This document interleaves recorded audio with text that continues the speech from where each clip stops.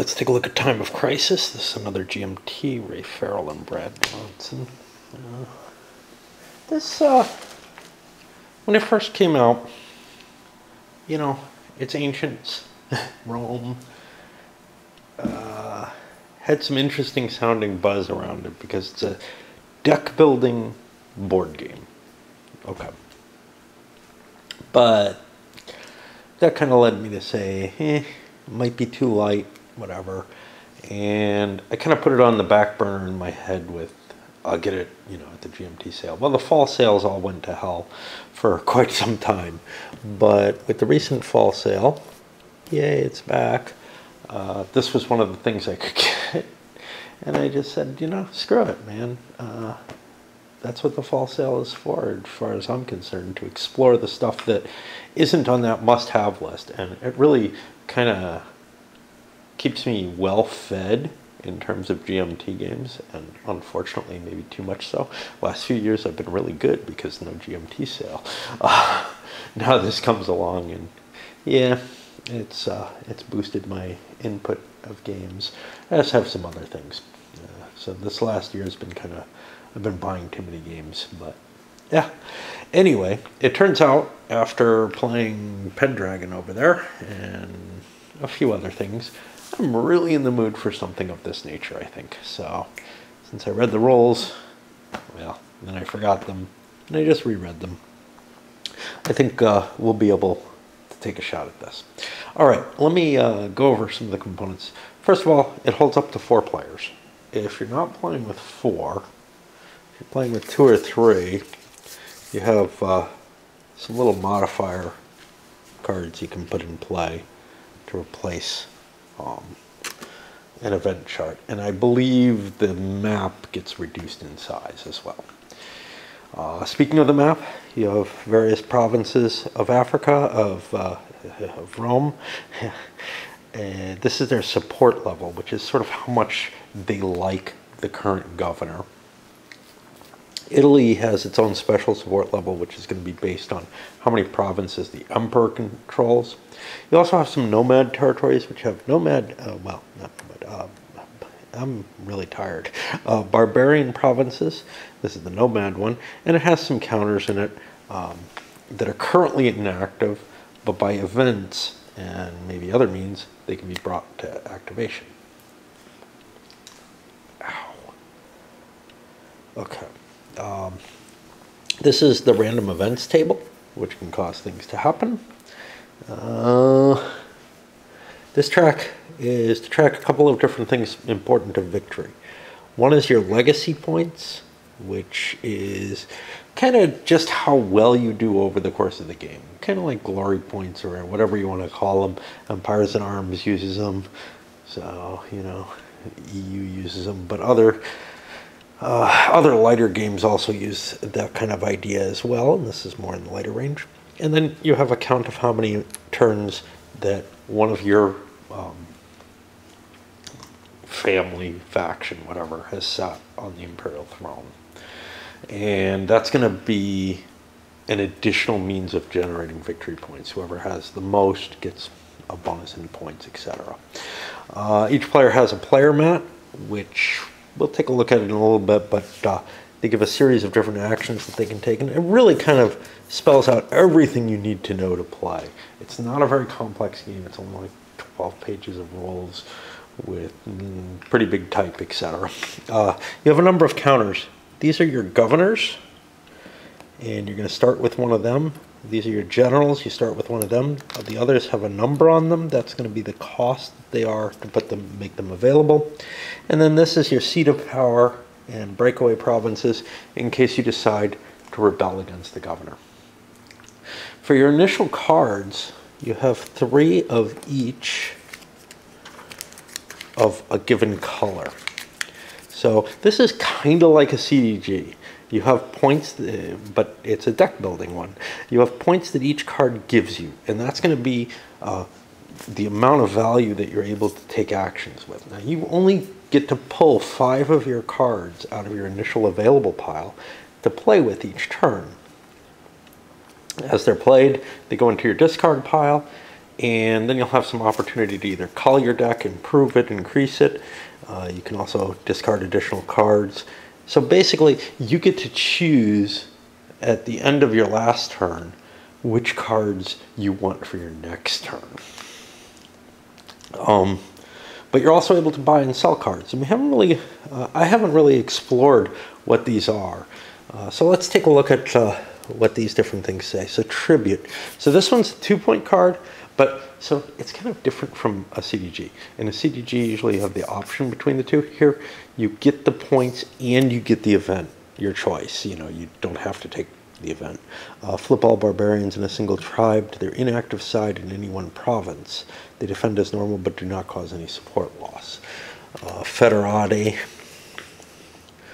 Select an army you command and remove one non-leader barbarian counter not in a player's army from any region. If the selected army contains fewer barbarians than legions, the barbarian joins your army. Otherwise, return the barbarian to its home region as an inactive.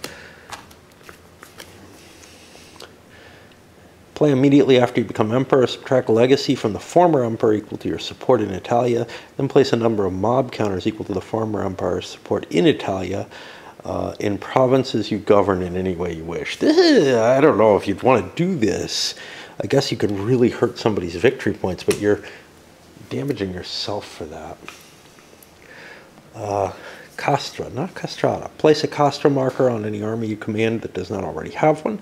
If an army with a castra is attacked, the number of hits inflicted is reduced by 1. It's removed at the start of your next turn, or when the marked army attacks, moves, it retreats. Flanking maneuver, and you can see the colors mean something. So like blue is senatorial cards, these are military, yellow is popular. Flanking maneuver, play before dice are rolled. For a battle in which you're the attacker, after seeing the final results for both sides, you can re-roll all of your dice. You must use the new result. Only one flanking maneuver can be played per battle. I guess that makes sense. Praetorian Guard, you may attempt a place governor action in Italia using military influence, ignoring any quaestor marker and or units in the capital. Yeah, well, we haven't gotten to the quaestor. Place a quaestor marker in a province you govern that does not already have one. When marked, a die roll of 3 or more is needed to gain a vote when attempting to place a governor action targeting this province. We'll explain that in a little bit. The quaestor marker is removed at the start of your next turn, or if you are replaced as governor. Yeah, it's kind of funny because I just read the rules, so this kind of makes sense to me, but I haven't gone over them with you.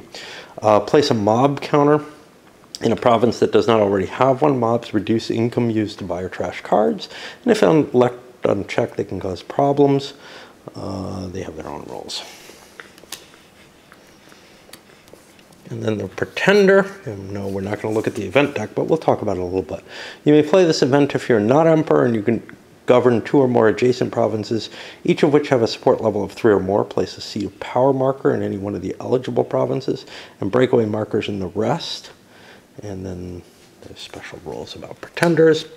The event deck is a bunch of random events with the bottom 4 cards, including a game end card.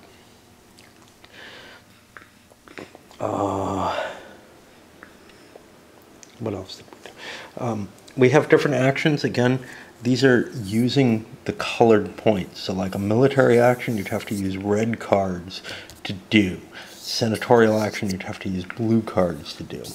Populist, yellow. I'm not going to go through these yet. They're actually covered in the rules, and I probably shouldn't have hit the cards before I hit the rolls.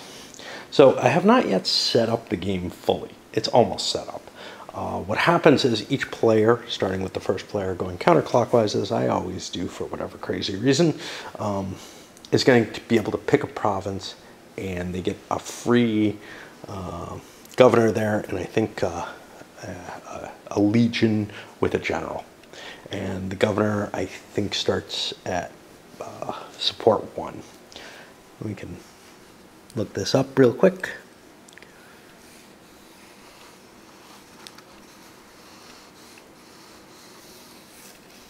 Okay.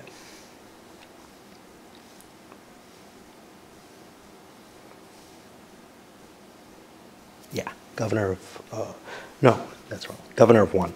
And then all the other governorships are going to be set at 1, And Italia, you're not allowed to pick this to begin with. It'll be set at a support level equal to the number of provinces that the neutral governors have. Here are your neutral governors. Okay. So, again, they reduce the size of the game, and that's what these no-place governors are. They're just saying that area is kind of out of play, sort of. Okay. Some ideas like adjacency. You're adjacent if you're next to a province. Hispania and Africa are considered adjacent. Britannia and Gallia, I believe, are considered adjacent, but that may only be for a specific case. These guys have a little doot going between them. Asia and Thracia are adjacent.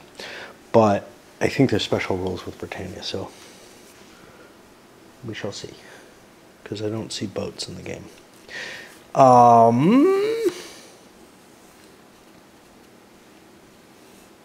Yeah, they're not adjacent to begin with under normal conditions, just under breakaway. A stack of pieces is basically an army. All barbarians in a single tribe in a region, a rival emperor, a militia unit, or a general, and all units stacked with him.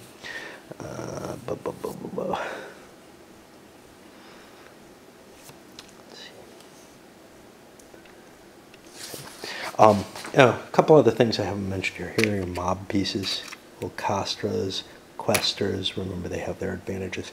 These are your military legions, militia. These are special improvements you can build to your provinces, and they have their costs. But I don't know where they are. I'm awfully damn tired. These are barbarian generals. These are rival emperors, which are going to be kind of like non-player problems in both cases. So are the barbarians. Okay.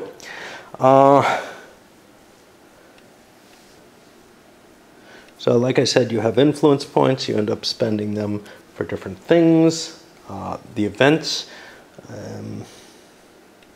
When your influence card has an event, you're allowed to play it in addition to the points that you gain with it. There's a certain point in the game where you're going to be able to count up the amount of support that you have on the board, essentially.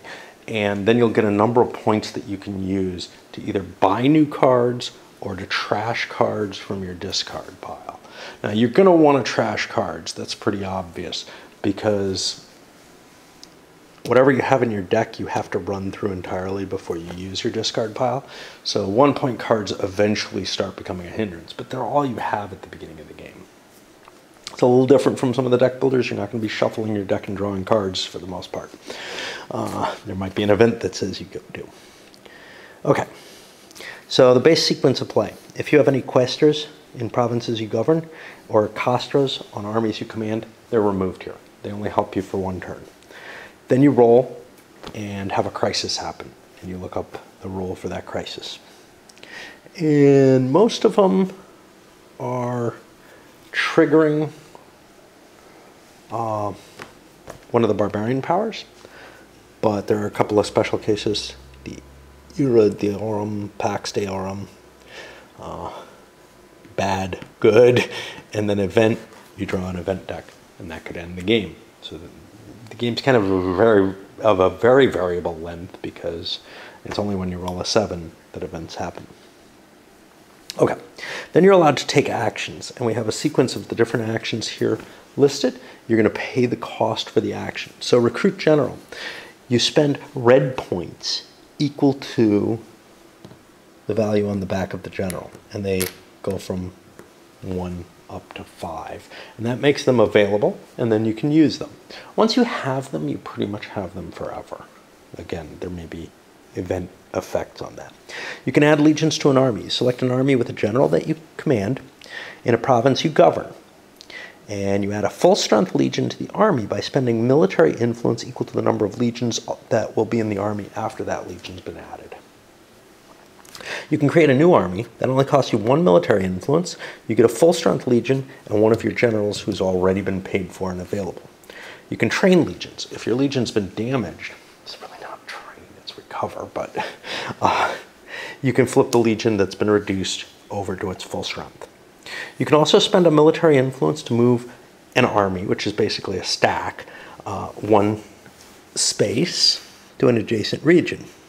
If it goes into a province, you place it outside of the provincial capital. This is the provincial capital, I believe. Yeah. But at any time during your turn, if you have the army in the province and no other army is in the provincial capital, you may move that army into the provincial capital for no cost. If you have an army in a provincial capital, you can move it back out for no cost. Now, here we get to what look like the naval rules.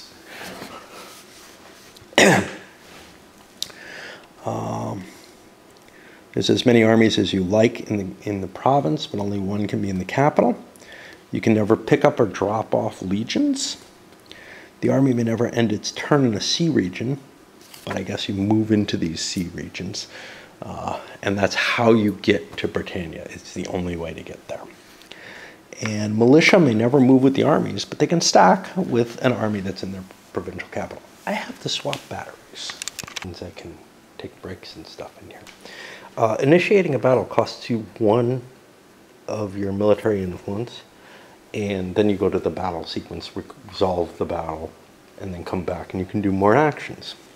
You can spend a military influence to activate an army you control in a province you govern, and that subtracts a support from the province to remove a number of mob counters equal to what's in that province. Now,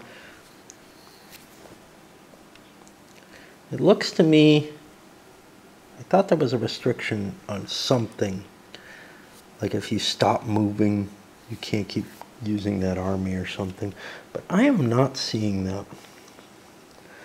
So maybe you can move and attack. Okay, next thing. These are smaller groups, Senate actions. You could recruit a governor. You spend influence equal to the printed cost on the back of one of your unclaimed governor counters to move that counter to your available leaders box, same as you would get generals. Now we have this for some reason at random here. Placing a governor. You can replace the governor of a province that has with a governor from your available leaders box, but you have to get votes in the Senate. You cannot replace the governor of a province that you already govern, or in which you've already performed the recall governor action this turn, or that contains a breakaway or a seat of power marker. So you can't just have the Senate put you in charge of some rebel province. Each unit governed by you in the provincial capital, each unit commanded by you in the provincial capital, I'll subtract 1 from the number of votes that you need. I'm sorry, I went backwards here. Okay. The base number of votes you need is double the province's current support level. Each unit in the provincial capital, commanded by the player who governs the province, adds 1 to the number of votes you need. Each unit commanded by you, and it's either going to be one of these or the other, in the provincial capital, subtracts 1 from the required number of votes. For each point of Senate influence spent, you roll a die, and you're going to get maybe a vote. On a 1, you only get a vote if it's a neutral faction. On a 2 through 5, you get an extra vote. So you can pretty much predict what you're likely to get. On a 6, you get a vote, but you get to re-roll that that die for more votes. This is one interesting thing in the game.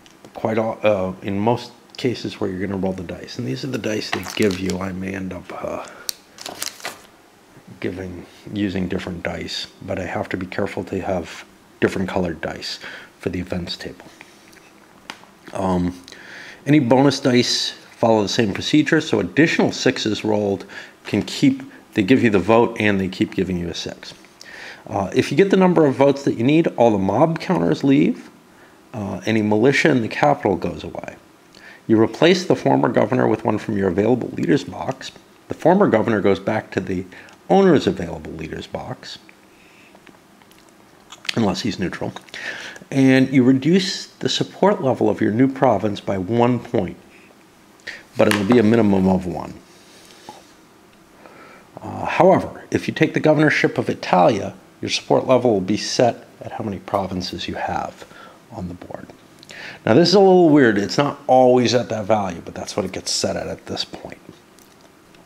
And then if Italia's support is changed, i.e. you took a province from the emperor, or you're the emperor and you gained a province, the support level in Italia changes by that province. You can only target each province once during your turn with place governor. You can recall a governor. This costs you 2 Senate influence to move one of your governor counters from the map to the available leaders box, and a neutral governor is put in that space, in the one space on the support track, and then Italia's affected by that. I'm not sure how often you'd want to do that, but if you really need to place a governor and you're out of them, and you've got one in a stupid place, maybe it'll be helpful. Okay, on to the yellow, this populist action. You can increase the support level. You spend popular influence equal to the value of the next higher space on the support track to move yourself up to that space. You cannot do this in Italia. You can place militia. For 2 popular influence, you can put a militia in the capital of a province you govern that doesn't already have one and is free of enemy units. You will not be able to move that militia, but it can stack with any army you command in the capital, and it'll fight for you. Militia not stacked with a general or treated as an army for all purposes, commanded by the current governor of the province. Any militia counter is removed if the governor is replaced for any reason. You can hold games. Costs you 2 popular influence and removes a mob from a province you govern. A little more expensive than the military option, but you don't need an army to do it. And maybe you have yellow points and not red ones. You can build an improvement. It costs you 3 populace to get one of the 3 improvements. There cannot be a mob, barbarians, a rival emperor, or armies from another player in the provincial capital. Okay, so the first set of 3 things, those are anywhere in the province. Armies by other players are in the capital are the only problem. Each improvement increases the legacy earned by the governor and gives some additional bonuses. For an amphitheater, mobs will not be added during the end turn phase. For the basilica, you roll an extra die for each province you govern containing a basilica when you do the place governor action in Italia. And limes, invading barbarians placed in a province containing limes and all subsequent provinces on the invasion path are placed inactive. They do not cause any support loss, but they'll defend themselves normally if attacked, which means you have a little bit more warning as they come into your territory, I guess. Support check. So this is the next thing in your turn. If we look at this, let's see, it comes after your actions, you do a support check. Okay.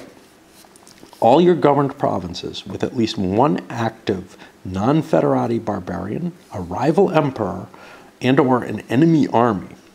What is an enemy? This is a defined term. Any barbarian counters not in the player's army, rival emperors, and units commanded by other players. Okay, so that's... I was wondering if it was only like a declared emperor, but somebody else's army can cause problems for you. It drops the support level by 1. If you're the emperor and there's an opposing pretender and or a rival emperor on the map, the support level of Italia goes down by 1, in addition to whatever might have happened here.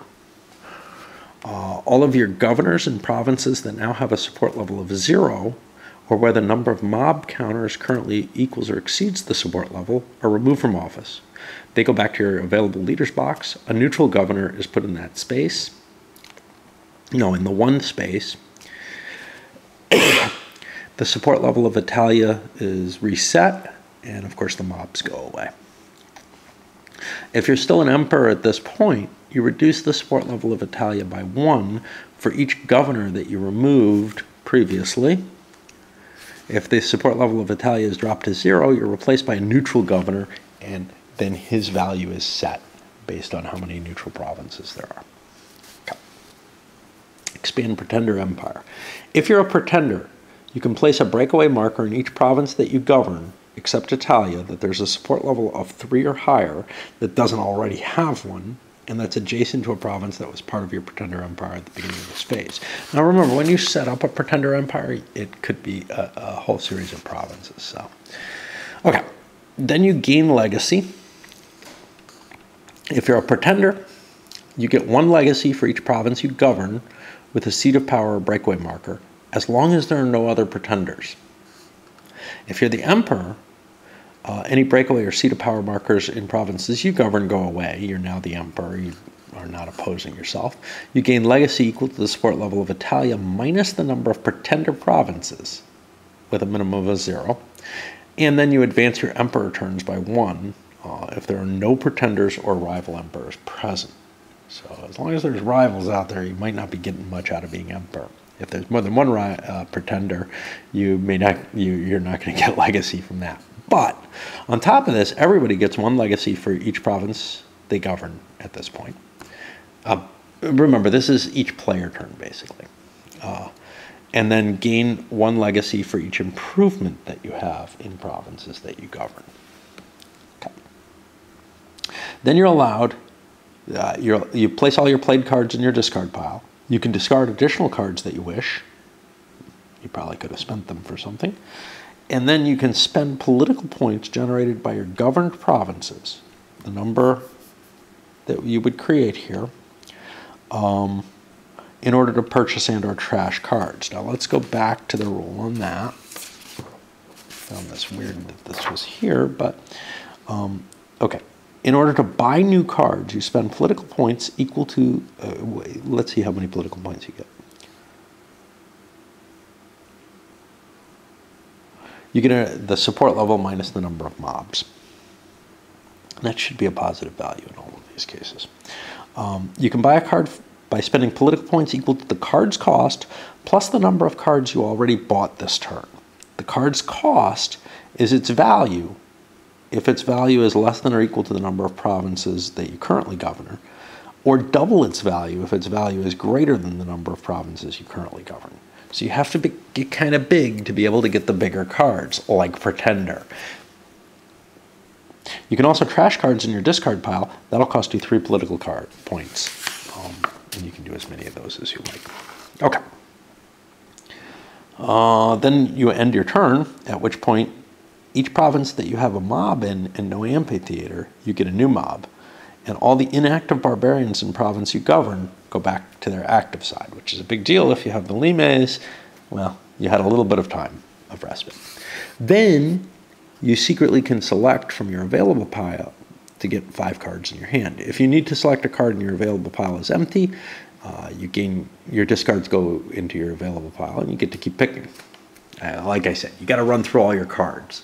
But, you know, so a handful of one or a deck full of mainly ones is not particularly good, but you got to make sure you got at least 5 cards or you got problems, and you may want some balance to be able to do different things. All right, let's go over how you win the game. The last round of the game is triggered when somebody has an emperor and they have 60 or more legacy. And then once everybody's taken a turn and the first player is over there and it doesn't move or anything, the game would end at that point. It doesn't look like, if things reverse, you can't really lose legacy easily. There are ways to lose it though. Then you get the other way that things can end is when Diocletian is drawn. It's an automatic ending. Nobody gets to clean up their turns. The first player has a slight advantage from that. They may have other disadvantages though. I don't know what those would be. You get bonus legacy based on the number of turns that you were the undisputed emperor. So whoever was for the longest gets 10, 6, 3, and then 0. However, if 2 people are tied for the same place, they get that full value, and then you skip the place. So like, let's say red and blue are tied for first. They'd each get 10, but there would be no second place. The next one would be third place with 3, which doesn't quite work out the same as certain other ways of calculating, but okay. Ways that I'm more fond of. The winner is the player with the most legacy. If there's ties, current emperor, current pretender, governing most provinces, governing most legions, and then finally, screw it, just chuck some dice. If the game comes to that level, I would just say, yeah, you guys are actually tied, you know. All right, I'm going to break for a little bit before I go to the combat rules. And we'll think a little bit more about the cards, I think, a little later. But I actually do need a break. Okay, let's see how combat works. So the way it works is you're going to roll dice for each of the units. It's kind of like a bucket of dice thing, but it's a little weird because each unit creates its own number of dice and has its own hit number. The hit numbers are actually written on the units, and you have to roll that number or higher. So legions, militia, and barbarians roll 1 die, but the leaders, the barbarians, roll 2 dice, and the rival emperor special pieces roll 3 dice. There aren't many that don't roll just 1 die. And then they have different hit numbers, and each 6 that you roll generates a bonus die that can continue to roll. So conceivably one unit could hit an infinite number of times. They roll simultaneously. A single hit flips a full strength legion to reduced size, but it'll remove barbarians, barbarian leaders, rival emperors, militia, or reduced strength legions. You get to choose the hits that you do on barbarians however you like, but you have to take hits on your own units. First militia, then any barbarians you have in your force, which I guess is how the Federati work. I'm assuming that's how they work. I couldn't understand the card in my state. And then on your legions. And legions and militia will be rebuildable. If all the units in a Roman army are eliminated, the general goes back in your available leaders, so you can put them back on the board. And barbarians go back to their homeland, flipped inactive, and eliminated barbarian leaders are removed from the game. They're one-use things that come from the events. Whoever inflicted the most hits, but is still on the board, wins the battle. If one side's completely eliminated, they lose. If both sides are eliminated, there's no winner. And the winner of the battle will get 2 legacy. If you defeated a barbarian tribe, you get an additional legacy for each barbarian counter you removed. Defeated Roman armies do not retreat unless they were in a provincial capital, in which case they must move out into the surrounding province. And at that point, if it's a defeated barbarian unit, surviving units of a defeated barbarian army go back home, but they go back as active, which means the next player may have to deal with them.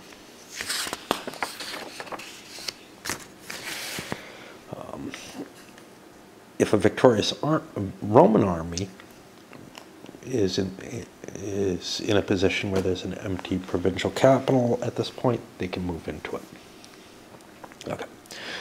Crisis checks. You're going to roll a couple of dice. I call it the event table, but it's actually the crisis table. You roll in there, and if you get the Ira Diorum, you flip an inactive barbarian to active in every tribe's homeland. If you get an event, you draw an event and follow the rules. Pax Deorum, all players secretly select a card from their available pile and place it in their hand. And with one of the barbarians, you flip one inactive of the tribe to active. You roll the dice again, 1 black, 1 white. If the black die is less than or equal to the number of active counters in the tribe's homeland, a number of active counters equal to the number rolled will invade. The white die determines which path they follow on here. And the barbarians, first the leaders, and then the other units go in the first province listed until there's 3 barbarian pieces in that province, and then you go to the next province, etc. If you end up with too many barbarians, they stay in their homeland active. They will not initiate any battle, but they have an effect on the support level in a territory. All right. Historical leaders, barbarian figures, they roll 2 dice. They're removed after only taking 1 hit, but they also have a special power in the card that brings them into play. If you beat one, and remove it, you can increase your support level. in the province at no cost, or the first military card you buy has its cost reduced by 2 points. And you take the leader and flip them over to indicate that for killing them. Rival emperors work similarly, but they get 3 dice in battle, removed on 1 hit. If you remove it because of victory, you can take an immediate increased support level action at no cost in the province from which the rival emperor is removed, or you get the first Senate card, reduced by 2 points. Same situation. Rival emperors that are on the board reduce the support in Italia during the support check phase, as well as in the province in which they're located, and they won't battle either. Mobs. During support check phase, the number of mobs in a province equals or exceeds the province's support level. The governor gets canned, and a new neutral governor goes in. The political points generated by a province are reduced by the mobs, and during end of phase, you get a mob counter added to each of your governed province that has a mob and no amphitheater. Mobs can be removed, either military dispense mob, hold games, or when the governor is replaced, they all go away. Okay. You can become the ruler of your own personal empire by playing the Pretender event. The provinces of Gallia and Britannia are considered to be adjacent just for this card. Italy can never be added to a personal empire. When you play the card, you choose one of your eligible provinces to be your capital, and then mark the rest of your eligible provinces with breakaway markers. Pretender provinces are immune to place governor action, and they reduce the support in Italy. And we've had most of these rules, it's just reiterating them, which I find kind of useful. Once a player becomes a pretender, any province he governs with a support level of 3 or higher that's not already in his empire and is adjacent to provinces in his empire, will leave the Roman Empire and join him. Pretenders get a bonus legacy points during gain legacy. Now, if you end up occupying a provincial capital of a province with a breakaway marker that's not yours, you remove the marker, you return the governor to the province of that province to the player's available leaders box, and then you can take one of your available leaders and put it in the 1 space with no cost. If you decide not to do this, or can't, you get a neutral governor in the 1 space. And this is going to affect perhaps the Italian track. During your turn, if you control an army in the provincial capital in the seat of power, the process is exactly the same, except all the breakaway markers get removed by that player when the seat is gone. But they get to keep their governors there.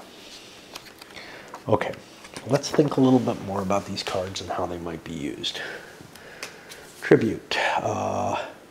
You get to reduce a bunch of barbarians. The Federati, let's see. Select an army you command and remove 1 non-leader barbarian counter not in a player's army from any region within 1 movement point of this army. If the selected army contains fewer barbarians than legions, you get it to join your army. Otherwise, it goes to its home region inactive. Okay, that makes sense now.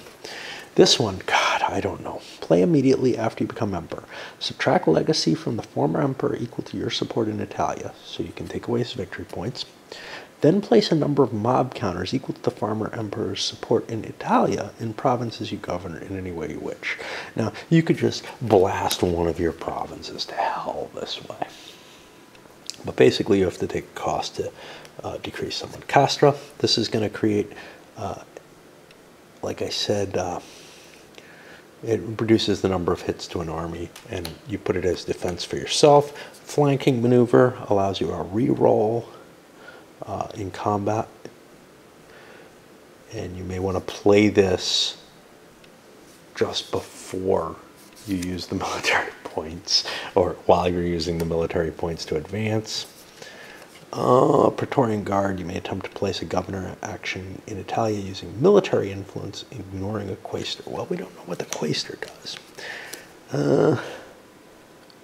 The die rolls go up to 3 to gain a vote when attempting to place. Remember, normally it's a 2 or better for a player area. The quaestor gives you a little bit of a bonus. The mobs, you get to create mobs in someone else's territory. And pretender, you get to declare yourself as a rival emperor. Well, as a pretender because rival emperor is those other pieces. So that's actually the whole thing. I don't really know what you want to do, where you want to do it. So like looking at the provinces, obviously Africa looks kind of dangerous because there's something right there. Hispania is a little safer. Gallia, a little dangerous from the Franks. Britannia might be a little out of the way, so it might not be so safe. It's awfully hard for anything to get there. No, well, this actually goes to Britannia before it goes to Gallia, so I guess they just shift over there. Pannonia and Thrace, obviously, right on the edge. Thrace looks really dangerous. Macedonia, probably fairly safe. Asia, fairly safe. Egypt and Syria are both too close to enemies, but we've got to find 4 of these, and we might not want to be near each other. So I don't know how we're going to set up, but that's just at least a few little thoughts. And I'll get started. I don't know if I'll get to play it all tomorrow. I'm in the midst of my taxes, which are very complicated this year because I sold my place and my wife sold a piece of property she inherited. So in another country. All right, so let's just send this up.